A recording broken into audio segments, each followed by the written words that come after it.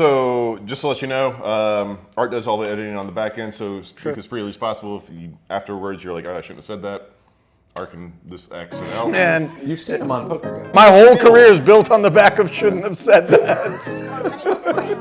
Me and my buddy, we make it all of this money. Yeah, I know it's rude to be bragging. They never catching us slacking. Me and my buddy. All right, guys, welcome back to Table One Podcast. Justin Young, co-host Art Parmann, and very special guest Ali Nejad. Hey. And I just found out this morning, and I feel like it might be public knowledge, your name's Oliver?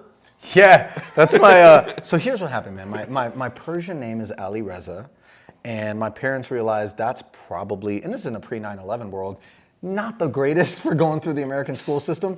So my mom was a big fan of this movie called Love Story, and she named me Oliver, and my sister Jennifer, I guess that's the name of the two characters in there. But everyone called me Ali, like Ollie. Yeah. And then everybody who knew me by my Persian name called me Ali. So it all really just mushed. sounded, I went to college and I was like, I'm Ali now, you know? Can I just focus a little bit more on Love Story and your mom kind of naming you after two characters that... Romantic interests in the film, brother, sister, like, okay, I just want to touch on that. She didn't flush the whole thing out, but, you know, her heart was in the right place.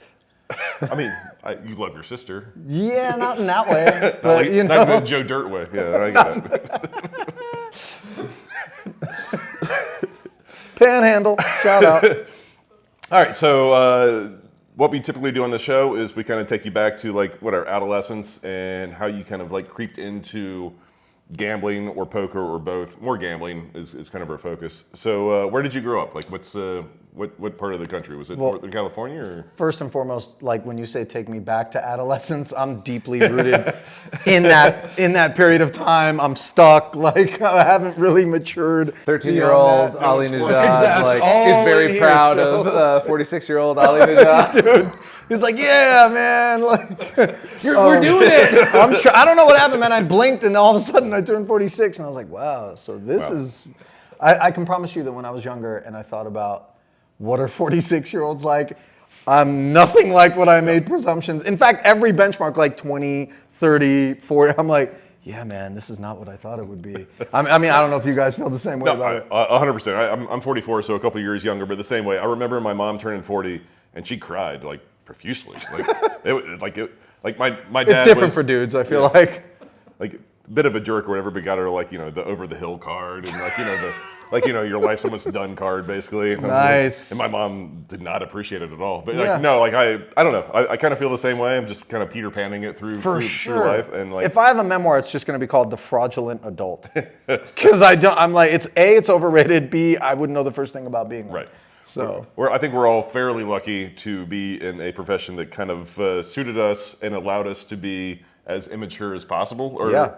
as 100%. Yeah, I at don't least know, for the like- time being. At least until the pink slip gets sent down. Yeah. But okay, so to answer your question, I grew up in Northern California in the Bay Area. Didn't play poker until I was in like high school with just friends, kitchen table, you know, like penny ante stuff. And then I went to Cal, Berkeley UC for Berkeley. college. Yeah, It's a yeah. good fucking school. 8th year sophomore. Wait, say that again. Van Wilder. Yeah, oh man. I wasn't enrolled for all 8 years, but I was around. You know, I was, yeah. So did you quit your job to pursue broadcasting or poker? So job-wise, I only ever had two other jobs outside of working in television. One was being a host at a Chevy's Fresh Mex, and then the other was selling like small consumer electronics at a Circuit City. I brought truth to both of those roles in ways that others before me had not. I can assure you that. The first time that you sell someone like protection plan on an answering machine that's like $24 and the protection plan is $28, that's when you realize, man, I might have the gift of gab. Like, what's going on here? But yeah, I could sell water to a whale. right? So yeah, but I started working in TV when I was in high school, so I was like 17, and I had a couple of shows on NBC, and like yeah, I carried that from high school through to college because I stayed local, and then while I was in college. Kind of a tragic thing. I had a girlfriend that passed away in a car accident, and yeah, it was really rough, man. Like she told me the morning that it happened that she was pregnant. Her mom committed suicide like a few days later. I was like, Jesus. yeah, heavy. I know. Welcome to the Table One Podcast. Yeah, exactly, man. Yeah. I mean, but like, you know, enough time removed, I've always found unequivocally that throughout the course of my life, I can reflect on almost anything, no matter how like difficult it may have been to understand that, or figure out like, well, what's the reason behind it. And I've just always managed to come up with a silver lining where, and truth be told, like, I don't know that I would be who I am today if I hadn't gone through that back then. But I was all set and ready to go work for MTV when it happened. And then I was like, whoa, I quit both my shows on NBC, said no to MTV, dropped out of college, and just as someone who didn't use drugs, doesn't drink, like, to this day, like, no smoking, like nothing like of the vice sort of synthesis for trauma. Like, I just was like, okay, poker. Like, washed ashore in a poker room, this place called Casino San Pablo. It's not that anymore. The Oak Card Room, that was another one where even professors from Cal would play down there, which was kind of wild. And that's where I ran into Prahlad Friedman and Eric Lindgren, who were aspiring to play. Prahlad actually was going to Berkeley as well. And we didn't know each other through school, but they were the only other two young guys in the casino. I mean, I'm talking 98, 99. This was an old man's pastime. It was not what it is today, where you see 20-something phenoms all over the place. You know what I mean? So, yeah, that was me getting really into poker. They switched me from a $2, $4 stud player to a 3-6 hold'em player, and then within like a year or two, I was playing 400, 800 limit hold'em at the Commerce in LA. So you were a prop for the first couple of years, or? Yeah, I actually took E-Dog's Lindgren's old prop job at San Pablo. I dealt for a little while at the California Grand, and before that, the Napa Valley Casino. Oddly enough, the owner of the Napa Valley Casino now, a woman by the name of Vaughn, she plays in my mixed game at Resorts World. That's completely wild. That's a good fun. Like full circle. Yeah. And I'm super close with Alex Wilkinson, who is Will Wilkinson's son. Mm-hmm. I had worked at Will's Casino, the Grand, and like Alex was playing mix with us one time at Bellagio, and Will comes walking up behind him, and I look up and I look back at Alex, and they're having this conversation. I'm like, how are these two connected? And then all of a sudden it dawns on me, and I'm like, is that your dad? He's like, yeah. I'm like, bro, I was like friends with your older brother. I used to like jump in his pool and crash there, and like off the roof. I mean, like we were knuckleheads. And yeah, I worked for him, and so that was a couple of weird full circle Cosmos type of moments there. But yeah, man, whatever. I don't know if I skipped past a bunch. No. Life's been good. So those couple of years, you were like entrenched in poker. That was it. Like for you, did you during that time? And I know it was a rough time. Like, did you still late have '90s, early 2000s, or whatever? Do you have aspirations to get back into broadcasting, or? I actually. I was in Northern California. I was playing. I got a call from Sujin Pak, who she used to work for Channel 1. She was my co-host on the show on NBC. Sure.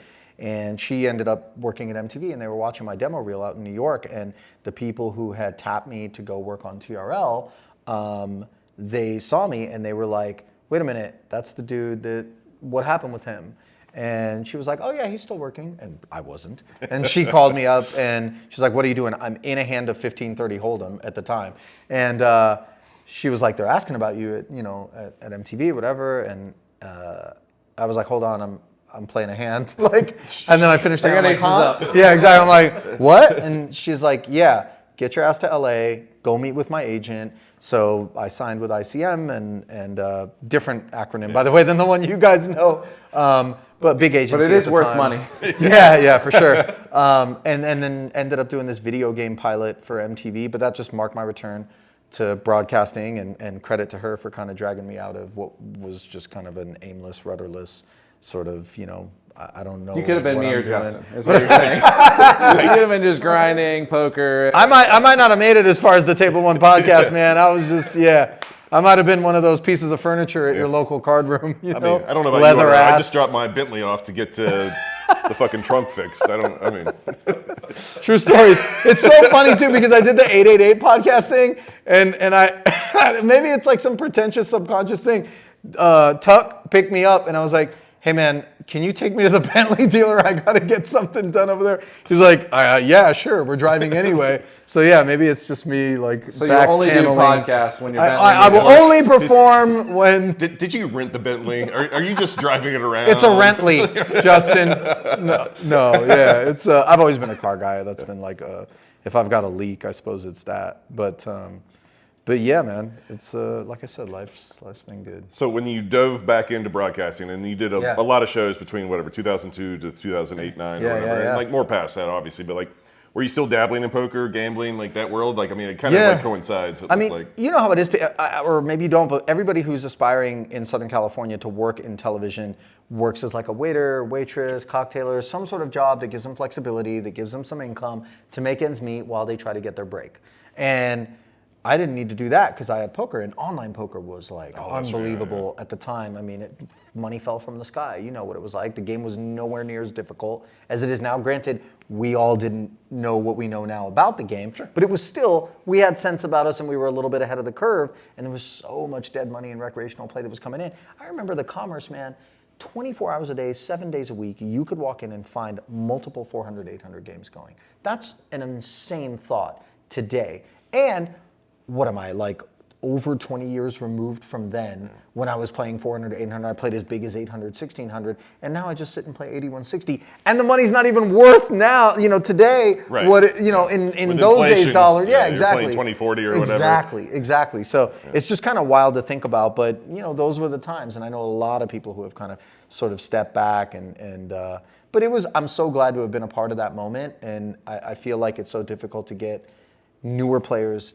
to appreciate like what that was, because you have to work so much harder to be a winning player today, right? Yeah, if there's anything to learn from the poker boom, it's just if you have a good spot and you feel like you're winning money, just play as much as you possibly can in that situation, because it could disappear at any moment. Sure, it could get better. Yeah. But like if you're making a lot of money, you should probably just press that edge as much as you can, because it could disappear at the strike of a pen from UIG. Like it felt like a trout farm. You ever been to a trout farm? Like you go, you just, before your line even hits the top of the water, there's something jumping out and biting. It was just one big honey hole. And then now you really have to, like, you know, it's like Deadliest Catch. They're like, I can't tell you where the crab are, you know, blah, blah, blah. It's like, you know, it's become that sort of deal. You know what I'm saying? Like, poker, it is. From Trout Farm to Deadliest Catch.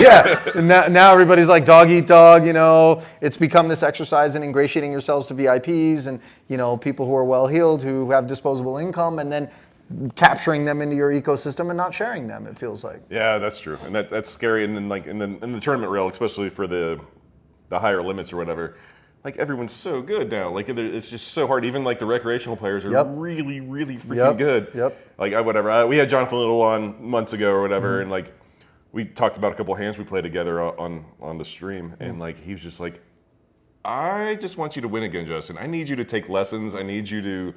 I'll give you a free year of classes from, like, you know, his like thing is like, I just feel bad for you, basically. You know, like, all right, man, I didn't know I was that far behind the time. By Jonathan Little. I mean, I've always actually thought that you were perfect for a stream game, because you give action, you have a personality, you're drinking, you're doing your thing. And so I've always known you to be a very winning player and like competent and a crusher, but you're not afraid to have that affect, you know, and I think that's one of the issues in today's poker landscape is like people don't realize you got to put on a little bit of a show. It's like there's a quid pro quo there, you know what I mean? Right. Like as somebody who hosts a game, like if you're going to come, I don't mind you being a winning player, but don't be a winning player and then complain about stuff and then not toe the line and then make fish feel unwelcome. Like then you're game poison. Like why? It's if you're going to get the privilege of coming in and nibbling on this, you know, little thing we got here, then do right by us. You know, help me, help you. Right? Yeah, that's been our experience too. As game runners for the last, like, whatever, 4 or 5 years now. Jeez, it's been. That's crazy. It's been that long. That's nuts. Is that true? That can't be true, Art. You know, I can barely count, so it's no math on this show. That's true. No public math. Just a quick break here, guys. Are you tired of playing with players like this? Not this. No. Like this? Or this? Or do you want to play with players like this? Oh wait, If you like having fun at the poker table, Table 1 is the game for you. We play high stakes, no limit, 100 blinds. And if you want to get into the game, it's actually super easy. We have a website, table1.vegas. You just go to the website, you click get a seat in the game, and fill out the form. It's that easy. It's your name, it's your phone number, it's the date that you're here, and I will personally reach out to you. And it's only $5K minimum buy-in. You know, run it up at 2.5 and join us. So the first show I remember you on anyway was the NBC Heads Up stuff. And like, man. I remember watching that and aspiring to be that, and I actually got to play one year. Like, I'm not trying to brag or anything. Wow. Well, they had 2 satellite seats that they were not giving remember. away. Yeah, but, like, yeah. One You was could at play in. Caesars, right? I think Yeah. it was like a 500 buy-in, like a satellite or whatever. And But it wasn't a heads up satellite, was it? so you played down to 16, and as soon as you got to 16, then it was heads up. Oh, and so then they bracketed it and you played down to Yeah, 1. based on your chip count. So like Yeah. the bigger chip count, got, Seeds. like all that stuff. Or Sure, whatever. sure. And I beat Eric Baldwin in the semifinals, and I went to the finals. I met this guy. I can't remember his name now. I'm embarrassed. But like either way, he's like, I don't even want to play. He's like, just buy me out for whatever, and I'll just concede the match. And I was like, okay. And I think I gave him like 17,000 or something like that. I mean, the seat was worth 25, but like, Yeah. he was just giving it to me. Yeah. And like I think whatever. It's probably less. It was probably 10K, but I gave him a piece of myself. Either way. Okay. But So anyway, you I was cashed, is what you're saying. Well- This is a thinly veiled, not so thinly no, veiled brag like, I post. somehow like turned the $500 satellite into me losing like $12,500. Oh, you lost. Because like I didn't win my first round match, by the way. So like I was like, oh, and the success story is like I beat Helmuth heads up and for the title. No, I lost to Elke in the first round. I hope that show doesn't come back.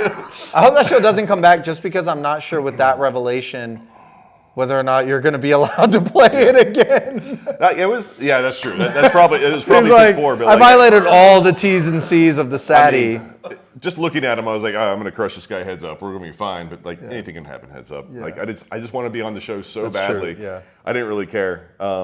That's crazy. That was a long time ago, man. It was. I don't Talking even like remember. 15 plus years ago. It was still at Caesars. I remember they had like a red carpet, and it's the first time that like Yeah. my wife came down. We took photos for like the drawing. It was an awesome. The draw party was one of my favorite things because I've always had this little game show host like fantasy. So I get to like pull the balls and like talk about everybody, and the matchup happens, and you make some little quick improv joke because you know some inside things or whatever. Yeah, I love that stuff, man. And I get to do it now with the mystery bounties at Triton, which is fun, man. Yeah. Jeez, well, Bring some levity to an otherwise like Yeah. very serious affair. So how you got into there? I read anyway. It was basically you got to talk to Mori Eskandani, who's been on the show as well. Amazing podcast. I enjoyed it very much. But like, what was that relationship like early? Like, I mean, how like he just. Dude, he snatched you up. Papa into this Smurf world? just took me under his wing, man. Like Papa he Smurf. for sure like was just. But it was one of those like we literally crossed paths at the exact perfect moment in time, which involved sitting at a table on the Party Poker Million Cruise that Negreanu and Lindgren played heads up on. E-Dog had That was a invited limit, me. right? That was a That was a limit, limit yeah. I hold'em remember one. that, Eric had invited me out, and he basically I was his cabin mate or whatever, played the thing, and we were playing cash games, in between the tournament or after you bust out, whatever. And it's where I met James Woods, who still plays today in Vegas and loves mixed games. And then Mori was in the table. It was a 75-150 limit hold'em game, and he was, talking about how he's going to get involved in poker production and this and that. And you hear a lot of stuff sitting at a poker table, and You do. most of it's chirpy. I didn't know him, I was like, but I had brought at the time, this is how the business worked, a VHS of my demo reel and my resume, thinking I would pitch Steve Lipscomb, who at the time was the WPT guy, because I was like sitting on my couch and thinking to myself like, dude, I should be hosting all of this stuff because like I know all these guys, I've been playing, there's not a lot of young people and definitely not a lot of people within television who are involved in the industry. So he's talking about it, and then we go up and he watches my demo reel, and then he just like turns to me in disbelief and he's like, wait a minute, I just played 4 or 5 days of limit hold'em with you, like, and you know the game and you know all of these people here, and this is what you do? He's like, come with me. Just kind of grabbed me by the hand and just dragged me through every single thing that he did. And I say that not in the pejorative. I mean, I was there for it. You know what I mean? But Yeah. I remember working Poker Superstars Invitational for Fox Sports at Casino Morongo, and it was like 19-hour days because the structure was insanely wrong. And value, but I'm like on my Overtime. feet. Yeah, I'm on my feet like on a riser on a set in dress shoes, holding a mic. Where the mic is innocent enough in weight, but after hour 19, all of a sudden you realize one side of your collarbone is draped lower than the other. You're trying to balance it. My feet have completely seized in place. I'm like, this is crazy. And yeah, the first hour of every day, Mori sprung for me to get a foot massage while I was still asleep, just to work my feet to a place where I could stand on them for another 19 hours. But that's so Mori, you know what I mean? Yeah, like he's just like, I got you. So, but yeah, I mean, paid my dues in that way, and I think it's one of those things where oftentimes when you see someone get to a place in their career, like I feel like I've arrived at, you make this assumption like, oh man, everything was given. You know what I mean? Like, oh, this person just like lucked out and whatever. And sure, like there's some good fortune in terms of running into Mori when I did, but I definitely worked my ass off and for not a lot of money for a very long time, and like to believe that I got better over the years with the reps and that I have some little privilege or gift or talent to make people laugh, which is definitely like my philosophy when I come into that booth, because I'm like, dude, it's poker. And like, we know our demographic, I think by and large. We want to say it's sports, but this isn't like Monday Night Football where Dennis Miller is going to get shooed out of the booth because it's not the place. Good references. You know what I'm saying? Yeah. Even though I love Dennis Miller, but like even I was like, maybe not the place. You know what I mean? It was a bad spot for him. Or like Kornheiser too, right? Like so. But when you have the privilege of like speaking to an audience, I think that definitely has an appetite for it, and you're talking about something that gives you, especially in the stream format where we're doing things live, broad swaths of time in between hands or decisions where you better be able to wax poetic and keep things interesting. And I feel like if you're going to give me 30 or 60 minutes of your time, in a crowded landscape where there is infinitely more content available than there will be, eyeballs or time to ingest all of it. Like, you choose me, I take it seriously, and I want to make sure I entertain you and leave you feeling like I'm glad I made that decision and like I had a good time, because I think that's what keeps people coming back. And there's people who disagree with me for sure, and who think that the approach that I take is, pedantic, immature, sophomoric, irresponsible, No, the unprofessional. people disagreeing with you, they don't know those words, I don't think. I mean, look, but yeah, exactly. But we're cut from a similar cloth in that I think, are all fans of, let's have a laugh, man. You know what I mean? 100%. Like, life's too short. Like, why are we, taking ourselves too seriously? The thing that bothers me, though, I think there's oftentimes the desire to conflate carrying yourself in a really serious manner with, like, or not carrying yourself in that way, rather, with being unprofessional. And I'm like, make no mistake. Like, I take what I do seriously, right? Like, the responsibility is not lost on me. But the way that I go about it, this is my way, and it either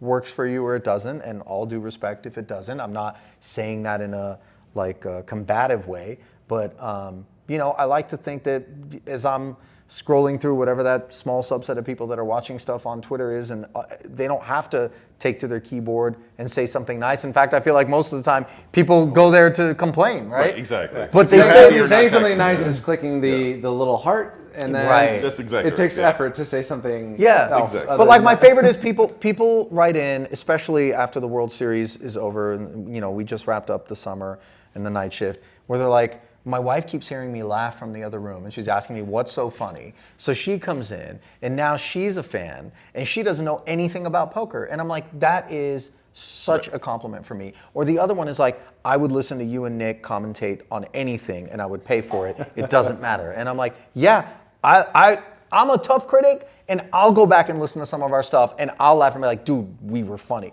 And I know that it's like distasteful to kind of, don't hurt yourself while you're back there, but I'm like, man, it's actually pretty freaking entertaining, Yeah, the best thing about it makes me think of, I can't think of the exact person who said it first. I feel like it was who's the guy who writes Dilbert?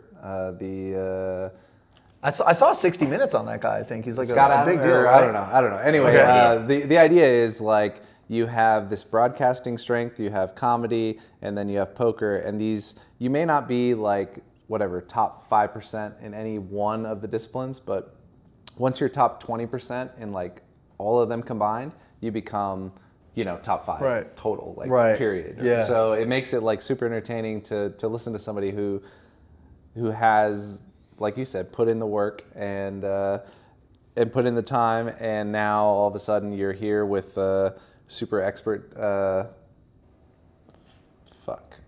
Nick Schulman, come on, Nick, stop. I forgot his last name, but if he ever yeah. comes on the podcast, we'll remember it probably. A bracelet of Summer Schulman. man, he's so.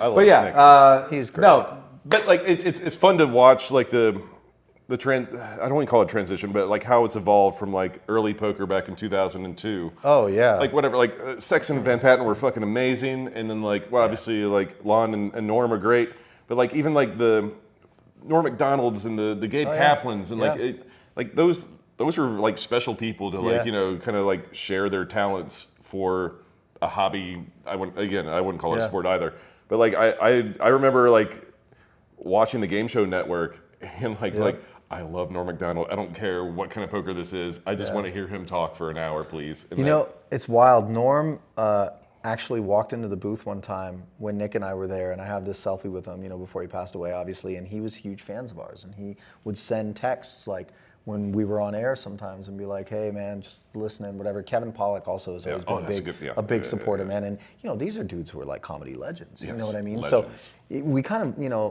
Nick and I will look at each other and like, is this even real life? Like we're actually, making fans out of people that we look at and we're like, dude, we're not even in your pinky nail. You have more comedic genius than I feel like we can muster. But yeah, I mean, and we obviously have that like stepbrothers chemistry. You know what I mean? It's very.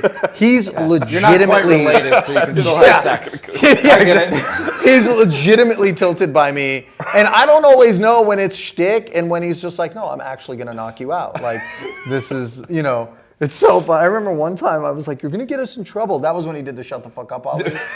That was so legendary. Dude, the timing of that was. I literally was crying. None of that is listen. None of what you hear out there is prefabricated, or I don't know what's going to happen when I walk in there. I've not thought about, I better say this, I better do, and neither has he. So it's just like, I'm going to drop this Mento into this 2 liter of Diet Coke, and let's see what happens. Like, who would have known? Vesuvius. But like, and I think people pick up on that. Like they have. No matter who you are, I think you have a really good bullshit meter. When like, you know what I mean? Guys are just, this is canned, we did this bit kind of thing. And respect, to the people, the joke tellers out there, and then that's their way. I am actually excited by the notion that I have no clue what I'm gonna say or what I'm gonna do. And I think that's what keeps that edge of your seat feel. You're like, I remember getting something where like the first hour or two of like one of the night shifts this year, they were like, chat seems to think that you're pretty tame tonight. And I was like, yeah, well, I don't know. We just haven't had the opportunity. And sure enough, like that next hour, not because they wrote that, but because it just came together, we were just off the rails. You know what I mean? That was the churro line slipped in. Like it was, and sometimes I say it and Nick looks at me and is like, for sure you're getting fired now. And I will say this, like in an era of cancel culture, where there was just this everybody looking for something to be pissed off at. Comedians were getting, put into the blender and hot water and stuff. Like, I've always respected Chappelle in particular, because he's super intelligent. And like, I'm not afraid to be a knucklehead, even though I like to think I'm a smart guy. And with him, he also is he's a goof and whatever, does his thing. But he pushed back pretty hard on that whole cancel thing. And I appreciated that because there's a lot of people that benefited in the fallout from that. The other guy, like, who passed away, Stuart Scott on SportsCenter. A little bit different because obviously he's serious. But remember when he first came in, he was like cool as the other side of the pillow. He was doing things no other SportsCenter anchor was Everyone was doing. a little more buttoned up, and everybody was more buttoned up, right? True. And I didn't even necessarily care for it. I remember watching it myself and going, "Who's this guy?" Yeah. Because it was like jarring, right? And then I began to appreciate that, like he came in there. He did it his way, and then he became beloved. And that speech that he gave was like, holy smokes, like waterworks, you know what I mean? But you began, like, I admired him so much. And I realized, like, dudes like that open and create opportunities and avenues for someone like me to have more confidence in leaning into who I am and what my genuine sensibility is, and going, you know what? It's going to work or it's not, but I'm going to be enjoying my life because all I'm doing is being me. That's it. If we hung out and this was off and there was no mics, I'm that same guy, right? It's the same. It's true. We talked for like 20 minutes before this, and definitely the same guy. This is right. It's like, wait until we hit record. Yeah, exactly. But I feel like in life, if you can stumble magically or through some concerted effort into a place where you get by just being who you are and doing the thing that you like to do, then winning. You know what I mean? And I don't take any credit for it, man. It's not like I drew this up. You know, it just sort of happened. But I think when you keep that in the back of your mind philosophically, like you naturally gravitate into those sorts of spots. And so getting back to like how I really feel, I do feel a lot of love now. And I didn't always, man. I remember when I first started on Poker After Dark, the 2+2 forums, man. I mean, I got shredded. Not that you go to those places for love generally, but you know, you can go back, man. You do searches and it's like, man, there was, you have to have thick skin to work in television in general, because you go, you audition, you get called back, you don't book. And that's 99% of your career, right? Then you book and then maybe you catch a break or whatever. Like Clooney did 40 pilots before he landed ER. Like to get yourself up off the mat. He was on Roseanne, I remember. You know what I'm saying? Like, but it's like, you know, but everyone assumes like, oh yeah, he always had it good. No, he didn't. You know, he was getting kicked in the teeth, you know? And so you don't see that shit. There's a lot of pretty people out there. You don't see the auditions. Yes, exactly. You don't see all that stuff. But yeah, so, you know, I definitely appreciate it. It helps me to like keep doing what I'm doing. And like, I'm so thankful and grateful that I get to do it and make a living out of it and be me. And, you know, I almost feel as though there was like this real hockey stick of like, wow, we really like what Ali's about when he's in there, that kind of surrounded that cancel culture pushback, where it's so difficult to find the pockets where people are like, nah, fuck that. Like, I'm not playing that game, you know? And even Nick will pause, and even I'll kind of have that, like when I said, you know, there's a Latin American guy and he was about to get showered in the main and then he didn't. And on the river, I'm like, don't go sticking a churro in this guy just yet. It just came out of my mouth. It's what I would have said if the three of us were watching, right? Yeah, but like... The funny thing is, the extent of my research on this was like your last 20 tweets. And one of them was like the Abu or whatever. Yes, the Abu Saleh. Like, as a fellow Brown Brotherhood. As a fellow member of the Brown Brotherhood, you said. Yeah, I feel compelled to mention that, you know, even though this is usually watch list material, that surname, I wouldn't mind flying with this guy. And Nick, being my Jewish co-host, looks over, he's like, wow. Like, that's all he can really say, right? But you know, but that's my lane, and I appreciate that he lets me occupy it, and I think it also allows him to have his dry wit and kind of be the, you know, the responsible voice in the room. But I think also, you know, sometimes I successfully drag him into the murk a little bit. You get him in the mud, so you know? I love when you do. Yeah, I like the dumpster fire, man. I'm comfortable in that inferno. It's funny, like knowing that he is the like strategic professional poker player angle and you're like the funny guy, but like you both know poker, so sure. And he's also like quite funny himself and witty. witty. Yes, so like he swoops in at the right time. Yeah. And he's like low volume, high margin. I'm like very high volume, razor thin margins. You know, every now and again we have a great deal that comes across our desk, but you know, it's mostly the grocery store motif. You're the shotgun, he's the sniper. Yes, I'm like buckshot, man, maybe even birdshot. Like, and he's just this stone cold sniper, you know. All right, so let's back up just a little bit, because I'm actually quite curious. Like, I know you've been with poker and Mori for a large part of your career. So, like, when did Nick come into your life? I mean, like, I'm sure you knew him before you actually got in a booth with him, but like... Yeah, I actually did this one tweet, or was it an Instagram post? I don't remember, like a highlight video of like all of the photos of him and I in various booths and whatever. But the very first photo is one that I took, I think, at a party at Phil Galfon's condo in New York, the one that had the slide in it, I believe. It was in like on the Lower East Side in New York. I just happened to be out there. I don't even know how I ended up at this party, right. But I know that I had been playing like 100, 200, 200, 400 with Nick on Poker Stars, Limit Hold'em. And he was the takeover, and I played under friggin' donk, and I had this like mule image. I don't even think it was a donkey. But anyway, it was like in the little circle avatar. And then I ran into him, and I was like, oh, snap, you know? And I just took this picture, and who would have known 2 decades on that we would have kind of turned into this, you know, awkward, you know, brother, you know, stepbrother kind of. The odds couple. Yeah, we are the odd couple, man, for sure. And like, we really don't hang out at all outside of work. Which it probably helps, honestly, because if you guys had more inside jokes, it would be kind of, I don't know, kind of like... Be too funny for yourselves, and we wouldn't get it. Yeah, exactly. Maybe. Yeah. I mean, we genuinely like each other, even though, like, there's those moments where he wants to strangle me.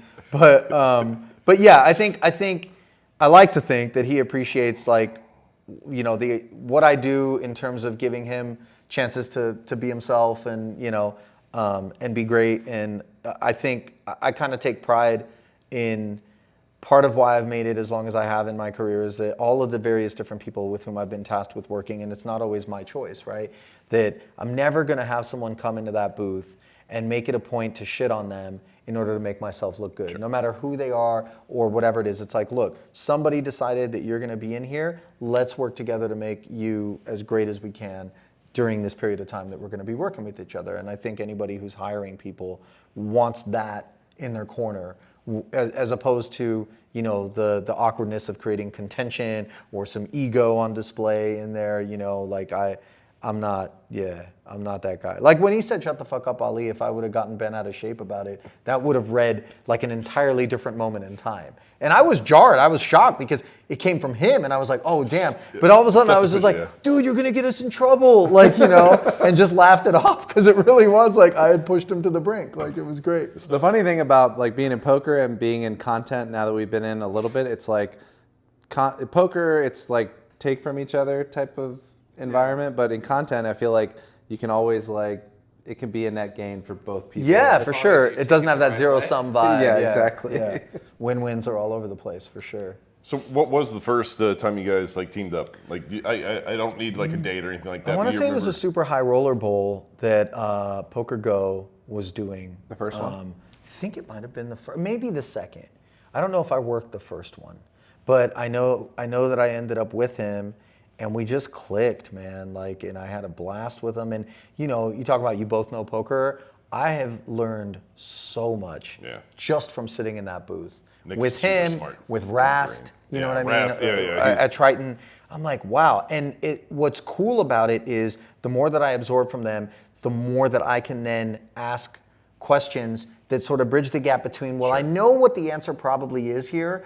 But if I'm at home and I'm thinking as the layperson, which at the end of the day, in contrast to their vast amount of knowledge that they have, I am, then I can get those sound bites and I can get those talking points out of them. And Nick does it better than anybody in terms of finding a way to take deeply complex things and distill them into digestible sound bites, quotes, you know, without talking over you. And I think a lot of people are always looking to flex, in particular people who have never worked in the booth before. If they ask me for pointers ahead of time, I'm always like, don't feel like you need to prove yourself to your peer group while you're in here, or that you need to like validate your appointment to be in this booth by like going as deep as you can and as hard as you can at every single spot and looking to unpack it.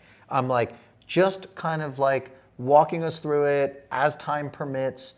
You know, and then if you can't get as long-winded as you want to, we move on. There will be other opportunities. Like, that's the important thing, you know, because inherently, if you've been asked to be in there, there's already kind of this, you know, you're vetted, you're worthy. And I think that's important, and nobody does it better than Nick in that regard. And I think that's why people like unilaterally love the guy, you know. Man, I feel like this turned into a Nick Schulman love fest, and I can't wait to have him on a little bit. But like, I mean, I love him too. It's nothing to do with that. But like, it's smart. Like, I mean, I've been invited a couple times on the WSOP stream. I've done it once, and to your point, like I was trying to validate, like, oh, I'm supposed to be the talent. Right. That sounds so no, stupid. but the analyst. Right, the analyst, like the poker expert. Yeah. And like I tried to like go down these rabbit holes, and I got to a point where I was like, I don't even know where I am right now, and like. This can't be entertaining to anybody right now. And like it should have just been as simple as like, this guy probably thinks this guy is fucking bluffing, man. Like he's gonna fucking go for it. Like you know, like who cares? Like I mean, like and maybe a touch more of like you know knowledge than that, but like that's how it should have been. Yeah. But you sprinkle in a little bit of like solver concepts or terminology, and you begin to familiarize people. You know, card removal and blockers. These were terms. Say range a couple times. Right. Fine. But like in the beginning, man, if you go back and you listen to Poker After Darks or even the Heads Up Poker Championship, none of that stuff. No. I mean, granted, this was pre-solver era, but like none of these ideas were ever being utilized by anybody who was positioned as an analyst. Yeah. And a few times earlier in my career, I did get put in that slot, but I always realized like, that's not really where I'd like to be. You know what I mean? I'd rather traffic cop it just because having a background in television kind of situates me to be able to do that effectively. But then knowing the poker makes me better in terms of getting the best out of whoever's next to me because I ask the right questions, I guess. I like to think that I do. And I'm not afraid to be wrong, by the way, or ask a dumb question. I do think that's why you're one of the best on there, because you can have any analyst on with you, and you know the poker enough to where you can play off of what they're saying and bring it in, and like if they're struggling, like Justin was apparently when he's like, oh, I'm down this rabbit hole, what do I say? It's you true. can bring them back to reality and be like, oh, you anyways. Yeah. And sometimes I genuinely don't know the answer, and I actually want to know. Sure. I'm in there learning. It's like poker coaching, and I'm being paid for it. It's weird. That is great, and that reminds me of when we actually had Brian Rast on, and he sat in here and we got him a little bit drunk, and he talked for 3 hours instead of an hour. And nobody goes longer than Rast, man. We talked for another hour afterwards too. But It's actually the difference between Cal and Stanford, if I'm being honest. Like, Rast is Stanford material. You get the 3 hour long-winded, and I'm like, wait, where were we? Like, public school. Like, the funny thing about Rast is just like, man, we've had a lot of people on this podcast, and I'm sure we'll have a lot more that are like as smart as Rast. he's maybe, insanely intelligent. but I've never sat down and talked to someone where their oven burns that hot. Where it's just like, man, whatever I say, he's kind of drunk. He's like ready to go. He's on anyways. But he actually loves it, and I think that's why I appreciate him, and I always want him to be who he is out there, because I would sooner have someone sit in there and speak authentically about something than, like with that authentic enthusiasm, than like have it be contrived. I mean, I'm trying to make a point that I used to make with regards to like when I watch stuff on TV. I would rather sit and watch somebody speak authentically about something I'm not into than speak inauthentically about something I am into. You know what I mean? That's a good line. I like that. Yeah. No, that's really good. Because it comes across, you know what I mean? Yeah. It's like if you're not into it, it's passion. And it's like, I have so much respect for that. I love that. And I feel like there's a dearth of that in the world now, is like, give a damn. Like people just don't care. Everyone's like checked out, half-assing, like whatever. So when you come across someone like Rast, who's like, dude, I live for this. I live, eat, sleep, breathe poker and unpacking it, and there's nothing like, he'll be like, oh man, that's a really cool spot. I'll have to go run that one later.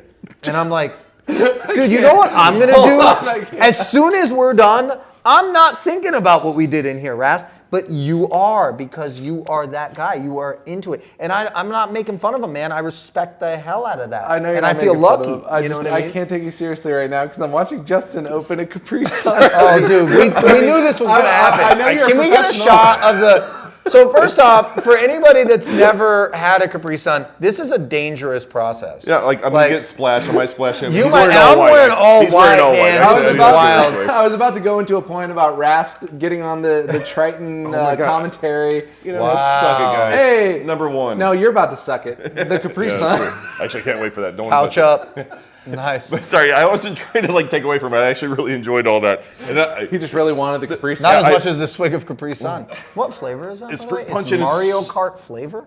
that part I don't know. It's Mario Kart sponsored, but it's fruit punch.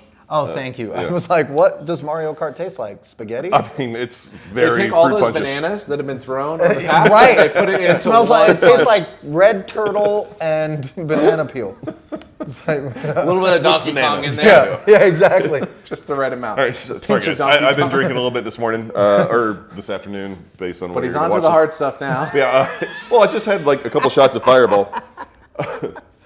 So, This is I'm like gonna hot ones, bring but this with back. alcohol. yeah.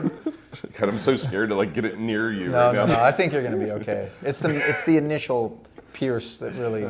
Just don't drink it in his Bentley. Rentley. Jeez, he would not invite me in that car. I don't believe. Right. All right. I'm gonna try to bring us back, even though this is. No, you drink up. What I was saying about Brian was I was so impressed that he was talking about his experience on the Triton, like as an analyst, as a broadcaster, as a communicator, and he was just like, man, by the middle to the end of the series, I just wanted to play. Like I was watching these guys at the table, I was like figuring out what this smallish player pool was doing, and I was like, man, I want to get in there. By the way, he's done it. Like we were in Yeah. Madrid the first time he came out, and there was 100K, and he was like, guys, like. I'm out. I gotta play this Really? one. And just like left the booth. And Randy and I were looking at each other like, well, I guess we're on our own for the day. You know, we've since stepped in to be like, Rast, if you're gonna come out to do commentary, you can't randomly shower us. That's you kind of know? what he said. He's like, there's been some contractual confusion. Yeah. on the Confusion, lot yeah. of player. I guess he's allowed to play like one at the beginning and one at the end, Yeah. and then he's got to like work, you know. the middle stanza. He this is probably 2 summers, maybe 3, but like whatever. I end up bagging near the chip lead of a 25K. I know, pat myself in the back, it's super hard. But either way, like part of that was like I bluffed Rast in like a medium-sized spot. It was semi-significant, but whatever. Like I showed the bluff because like Rast is so fucking good. Yeah. And like he just looked at me and he's like, okay, and that's fine. And like at the end of the day, I'm trying to write my name as fast as I can to get the fuck out of there because like I just want to get home. And he pulls me aside and he's like, I want to talk to you about your bluff. He's like, I think it was really, really bad. And here's why. And like we talked for like almost 10 minutes about how bad my bluff was. And That's crazy. Because by the way, he's not incentivized to tell you that unless he was leveling and trying to like get you off of great plays, which he's not. He's just into it. Exactly right. And that's why I was trying to bring it back to that because like there was no maliciousness at all. It was purely like he's like, I was thinking about your bluff from like when it happened till the end of the day, and I just want to let you know it was terrible. And I was like, yeah, okay, but he's not being a jerk. No, he's really not. Not. And then in the moment, I was like, fuck this guy. Like, we've known each other for like 15 years. What are you doing? And I was like, oh, he's actually right. He's trying to help you because he's known you for 15 years. Dude, he's so good. It's so nice that like I've made friends with all these super smart people that are like they just don't want to see me fail. They're like, oh, we're talking you should about never do that again. Hall of Famer. We're talking about a 3-time PPC winner. Like, I mean, his mind, his poker mind, and his appetite. Appetite's for poker a great word. I like like that. It's just boundless, man. It really is. He's terrific, and I feel super lucky because the dilemma that we always run into when we're looking for people to do poker, analyst work, and anytime somebody's in my game, they're like, "Hey, man, get me in the booth with you," and I'm like, "Okay, but like, just because we play mixed together doesn't mean you should be in the booth, or just because you play some poker, it's like there's actually a lot of considerations that kind of go into it. Not everybody works out, obviously. The big challenge is anybody who is that good at the game is way better served to be out there playing the game than taking that opportunity cost of whatever their EV is and then coming and working for a paycheck, which is going to be negligible compared to what their expected earn would be if they just played tournament poker. And then I hear what you're saying. So that's why Nick Schulman's in the booth with you. You can't compete out there anymore, is what you're saying. But he's getting them both. He's getting paid about as good as anybody, I would imagine, when he's in the booth, and he's making paper when he's out of the booth, and he's making paper in the pool hall. He's making paper whatever he does. And he's going to be a model. You see that fucking cigar and the... Oh, dude. I was so happy to be there. And it's funny because I got a call. So last year when he won his bracelet, we did that like crazy record label producer picture, right? Which was so us. And I'm sure he did it begrudgingly. But then this year when people were like, dude, Nick's like 5-1 chip lead, 3 other people have like dust. You better get over here. I was at Resorts World. Like, I couldn't get over in time because obviously it's on a delay too. Right. So anyway, word came down and I was like, damn. So I missed that picture, but I wanted to rehash it again. I was like, dude, you win one every summer and we get to do a different version of this like whole thing. But yeah, I mean, for him to come and talk about it, it's not only all the opportunity cost, like financially speaking, where he's going to make more if he plays the game, but he makes the game harder on himself when he divulges the scope of his knowledge and then shares that knowledge with other people, and you're going to be able to play better against someone like that as you listen to them over the years. Yeah, and like I don't think it's for ego purposes why specifically Rast and like Schulman do that kind of stuff.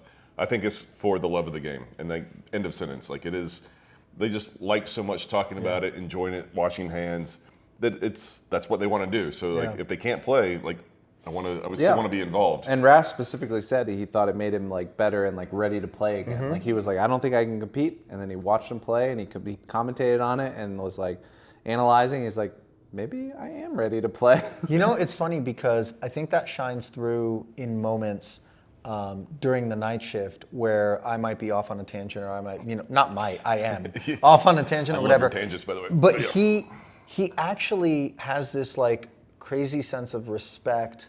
And like, this is the main, this is the World Series of Poker main event. And there's a gravitas that he assigns to it that makes it tough for him sometimes to kind of like get out and be in the weeds with me a little bit. But I think in that way, there's the balance because it's the yin yang. He pulls me back into like recognizing that, hey, this is a really serious moment. Yeah. We'll button it down. But I'm always Yeah. Just in case this guy snap folds, let's exactly. get back to the other stuff. Do you play any of the World Series poker tournaments? I've only played the main twice. Both times I busted kings into aces pre. And yeah, this was so long ago, but I don't have the patience for tournament poker, honestly. I don't have the aptitude for it, to be honest, especially in today's landscape. Maybe once upon a time I could be a winning tournament poker player. And a lot of people make this assumption. They ask me, they're like, dude, you get to sit with Ras, you get to sit with Nick, and you get to go to Triton and watch world beaters play. You could be good. You know, you're probably just pay attention. good. What are you doing? You know, but I think also it's one thing to like observe someone play the game and then mimic their behaviors.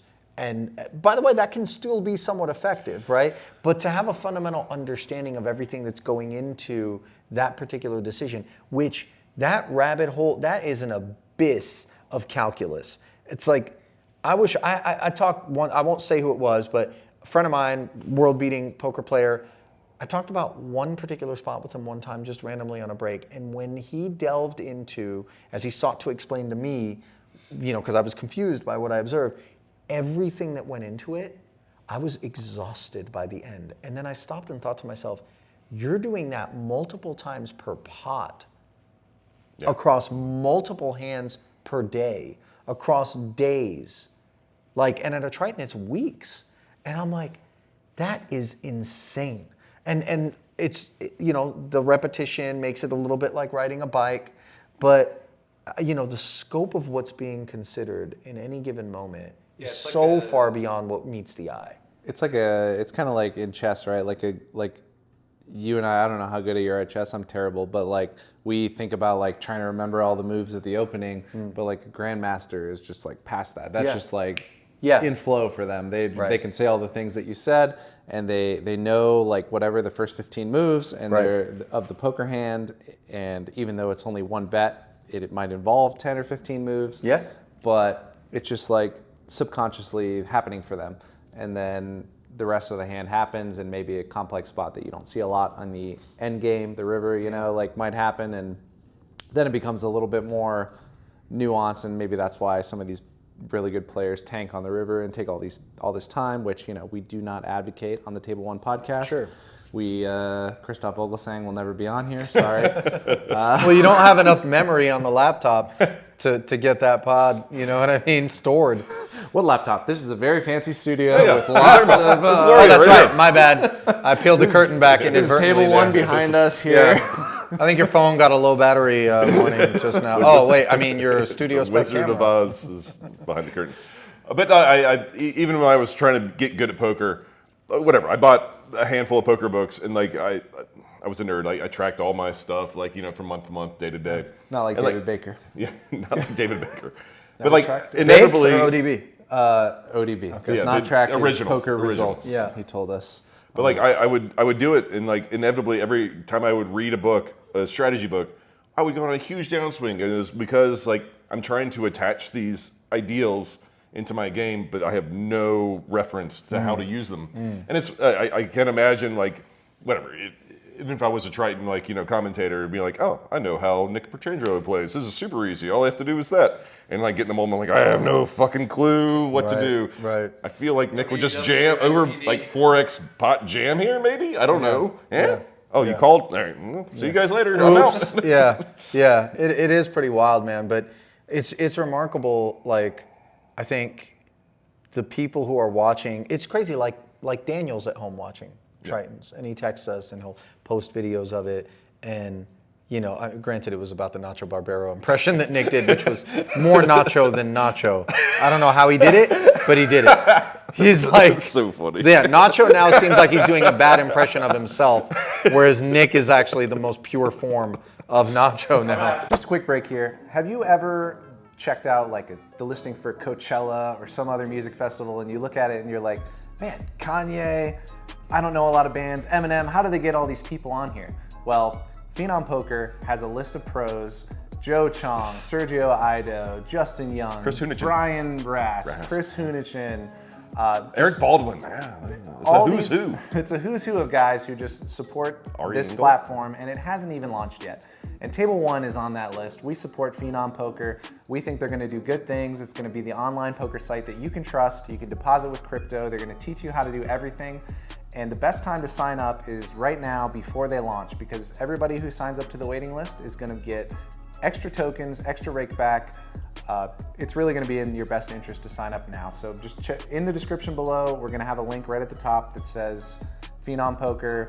Sign up through Table One, get on the waiting list, and sign up today. Super simple. Name, email, and then you're on with us. It is so funny. So great. I should have sent that to you, Art. So great. He did it off stream when we were in Jeju for Triton, and I was in tears. Like, it was the funniest thing. And that's one of those things where I'm like, Nick, come on, do it. And I hand him my sunglasses, and I'm like, no, you look just like him. And then I'll put them, and then I'll be Jan Peter from the final table where they were like clashing, and I'll set him up. I thought you were going to say, Nick, I'll be the comic relief. Will you just? No, man, no. But he really, and I think it's good. I think it's a little bit therapeutic for him to let his hair down in moments like that. I think he appreciates it because. I think I agree. I think if you guys weren't in there doing the booth stuff that you do, and you playing off him and him playing off you, some of those, like, we might never have gotten that cigar, feet up on the table, post. If you weren't in there egging him on all the time. Right. I mean, I will say this, dude. The guy is. I don't know how, because it seems effortless, and I don't think he's thinking about it. But he's the coolest guy in any room that he walks into, man. I don't know how or why. It's that New York Oozes swag. the swag. He's a tall, like, confident He kind talks of guy. slow, though, so it's not like pure New York. It's like just this laid back, like, I'm better than you. I know I'm better than you. Yeah. And not that he's smug, because he's not. But like, No. this is like. Yeah. There's nothing you can say to hurt my feelings right now. And it's weird because you walk into the orbit and you just are like, yes, I accept my inferiority and I'm comfortable with it. Like, and thank you for the subjugation. It's never felt quite as. I don't know if that was meant to be an relaxing, impersonation, but it was pretty. It was, that pause in between words was so fucking perfect. Indeed. Indeed, Ali. Dude, I saw a guy at Bally's in the lobby this year where I posted it because I was like, wait, what? So I'm sitting with like some friends. We had just wrapped. It was Philip Sternheimer and I think Jesse Sylvia, who came in the booth. Philip was great, by the way. I mean, he played in our game one time. Did he really? Yeah, he's he's great. guy. He's another guy that like is really going hard at it, even though he has a career and a job or whatever, but takes the game very seriously. And he and I get along great. He came into the booth, and so we were hanging out and chatting. And there was like another table near us, and this guy kept looking at me, and I couldn't understand what he was looking at. I'm like, do I have toilet paper somewhere, like in my shoe, hanging out of my waistband? What's going on, right? And then all of a sudden, I looked at his shirt, and it just said, "Indeed, Ali." I saw that at the series That's this year. what I'm saying. That was part of my research. Oh my I God, saw it on that's the right. Twitter stream in your last, 20 posts or something. First off, I do feel compelled to advise anybody that might be purchasing that shirt under the presumption that you're supporting me. You're not. Business Daddy does not trickle any of those funds. And this reminds me, What's by the your way, Venmo, though? We of can, poker, right? Like, but here's my QR code. But like, it reminds me of Poker Road Radio, man, which was like kind of an ahead of its time proposition. it really like, was. Dare I say, with Joe Seabach, who's no yeah. longer involved in poker, which was Barry's son, adopted son. Yeah, of some like your sort, stepson like, or whatever. Greenstein. That's the only way I always thought it. Anyway. And then, of course, R.I.P. Gavin Smith, who was like so incredible on that show. I mean, so Seabach decides that he's going to do merch, right? And Gavin and I were like, well, hang on now, because if you're going to do merch and it's going to have our catchphrases and all this stuff, and this unfolded on air, by the way, across like multiple days. And we were just like, we're telling you, Joe, if you don't kick us in, if you don't cut us in on this freaking merch thing, we're going to start our own thing, right? So then we completely like took the show hostage and called it Shirt Road and one episode. And then we started like a Shirt Road domain, and you could go buy shirts on Shirt Road, and like I would do the Shirt Road update. I'm like, update, business is coming along great, blah, blah, blah. And he's like, there's no Shirt Road, okay? It's not a thing. And he was like genuinely it was so great. But we might have to do something like that. But it was funny because I think I tweeted something, and I was like, I tagged Nick and was like, they better cut us in when I first saw these shirts, or there's going to be hell to pay or whatever. You with me, Nick? He just replied, no. Like, he's not on board with, No, Ali. you know, I was like, nah, man, there's going to be hell to pay. We're going to get our torches and we're going to burn the huts. Like, no, He was like, no, I'm not in. I feel like it's more respectable that there's like one or whatever, half dozen guys that like, just like, this is a good idea. I'm just going to do that. And like, everybody that like listens to Poker Go is going to know what it means. And it's great. It's so much better than like, whatever, like I can't even fold my laundry, like, you know. Oh, those yeah, kind of yeah, shirts, like yeah, whatever. yeah. Like this is so much more clever. It's so inside baseball. Yeah, exactly. Yeah. But I mean, think about how flattering it is for me. I see this guy. This guy's paid money to buy a shirt that like aligns him with the night shift and makes him part of that inside ilk and that inside baseball thing. I wanted to call at the beginning of this year's night shift.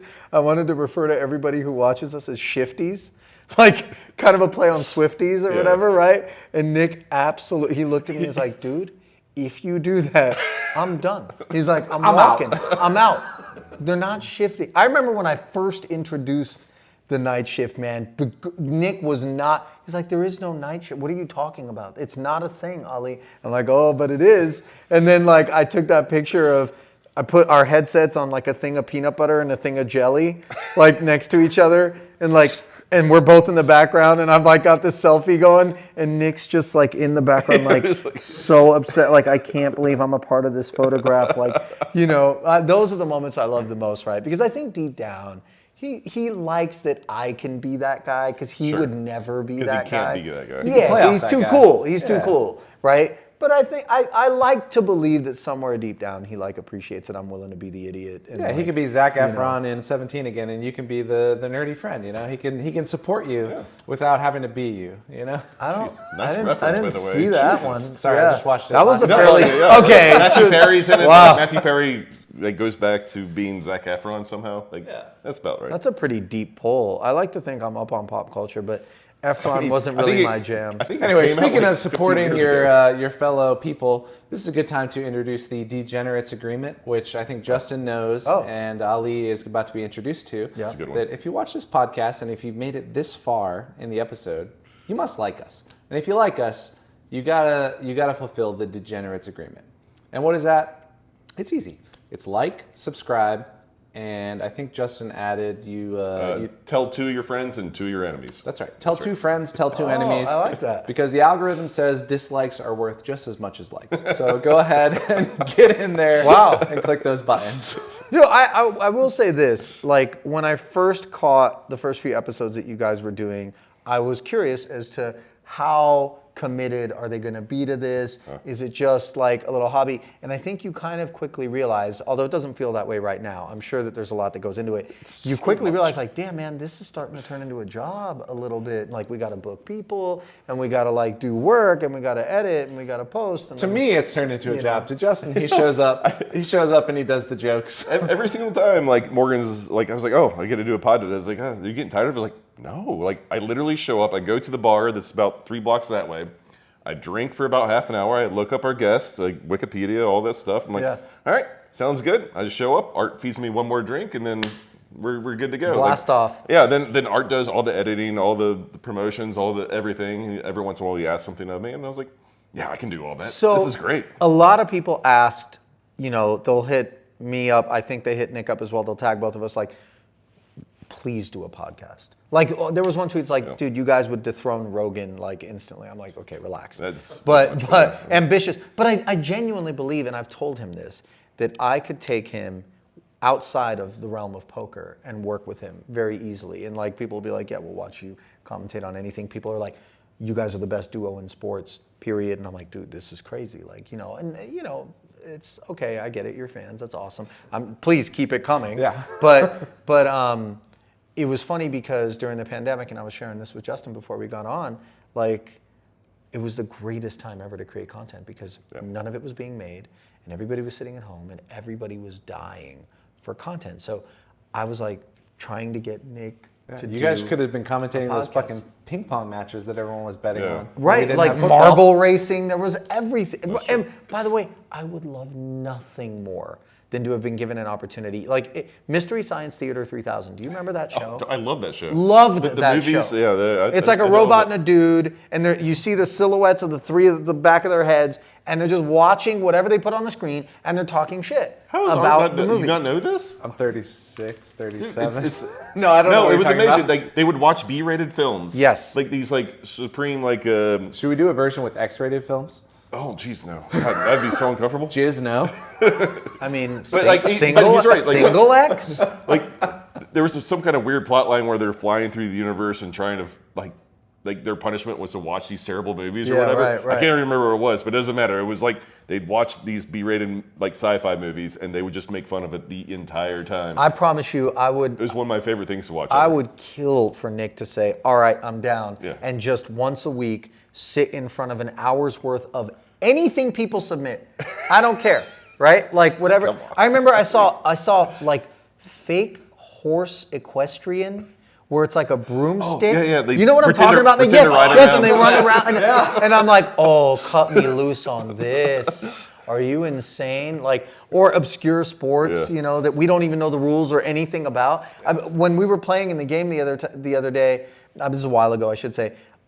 We got the Apple TV hooked up, and I went to like the Ocho, like the literal, and there was some Indian sport I had never seen or heard of, and we just made up the rules, like yeah, okay, and I made up terms for, oh yeah, he gooched him, like wait, what, like just, and we were, you know, and it just was so fun to sit and like we knew nothing, and that is Dude, yeah. I know we're not Nick Schulman, but if you want to come out every Monday and we watch something on YouTube together and commentate on it, the Table One, the Table One could Theater be on. 3000. When I grow up, I want to be Nick Schulman. But yeah, either way, yeah, I Our powers Every combined- Every Monday is a bit strong. I mean, I spend half You the said year. weekly. With Nick, though. all right, fine. The four of us, and like we'll sit behind Nick. you, directly Monthly? behind you. Quarterly? the quarterly No, I would contest? do. We could try it. Once We a could try year? it. I would do that one time. Like get your got people to one like time. send in I clips mean, you and got a things, lot and then you of put Twitter together like subscribers. whatever. Just one retweet, we might get some actual Right? followers. Yeah. Maybe I should do a little retweet. Like once you post the episode, I have to have some self-interest here, some skin in the game. But yeah, no, we'll do that. But yeah, I'm gone like half the year at this point. I mean, I stay insanely busy. Tomorrow, I was telling Justin when he hit me up, I'm here 2 days. I just wrapped the series. I went up to Idaho on a lake and checked out for like 5 Coeur days. d'Alene? Yeah, Coeur d'Alene. Yeah, sweet. And then Hayden Lake was where we were. But anyways, yeah, came back and I have 48 hours here and I'm running all of these errands. And then tomorrow I'm off to Cyprus for Merit Poker. There happens to be a super high roller bowl kind of thing that's going to be happening over there, but oddly enough, I'm not doing any of that commentary. I'm just working for the local setup over there, small buy-ins or whatever, but they're great.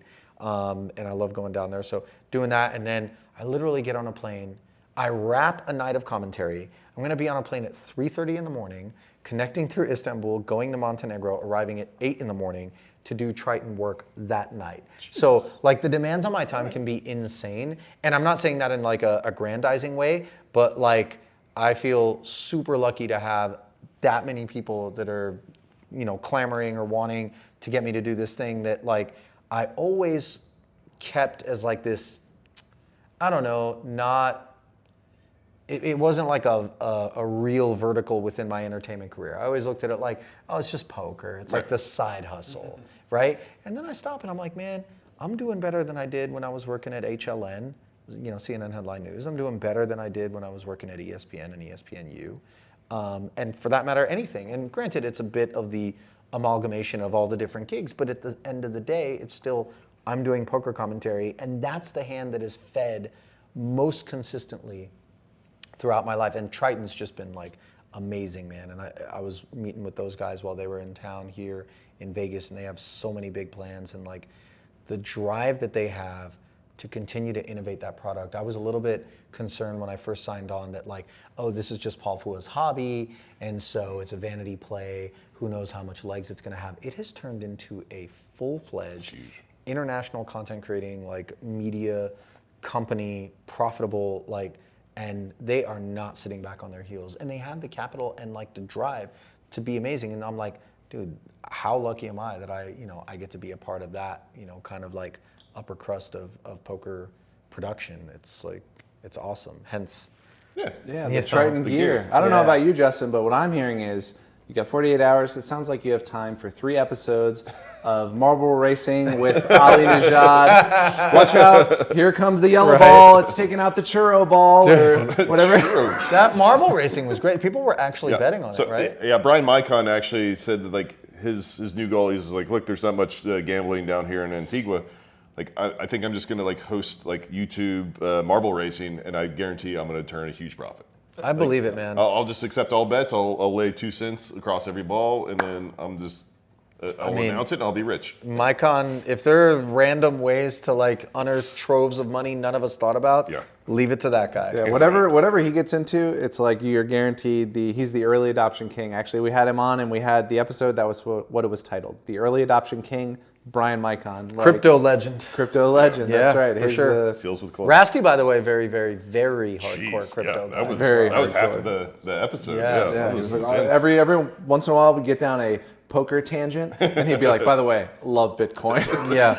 Bullish. No, I'm bullish. And he'll sit and talk about that. It's his passions, Yeah. you know what I mean? He did talk about it a lot. Yeah, he'll talk about it for sure. Yeah. All right. Guys, thanks for joining us. Ali's here, and we're going to try to have Nick on a little bit, and I might, if he's in town, I'm going to try to sneak him in the back door, just a little, like, precursor. Giggity. It's like, I'm like, Nick's hey, not gonna watch guys! this. And he'll just be like, Kick Art out, I'll just be like, we'll just be like, oh, Art has to use the bathroom, we'll come back, and it'll just be fucking Schulman sitting there. he might just walk right Probably. off. He might just be like, no, I'm not doing this. Dude, we could actually do a timer and you could trigger him, like to walk off. Poor guy, man. He doesn't deserve it. All right, not that you need it, but anything to promote? What's next on the Ali radar? Well, like I said, I'm going to do these Merit Poker streams over the course of the next week. I'm not sure when this is going to be posted, but they have a YouTube channel. It's not like there's that many people, like 1,000 people might be watching the stream or whatever. But I just appreciated that they were so accommodating, and they were so they actually get a lot of Middle East gambling, and I was shocked because a lot of Iranians, there's no casinos or anything like that in Iran, and but they love playing poker, and obviously you've played with Persians throughout the years. They would rather bluff a pot than show you the nuts.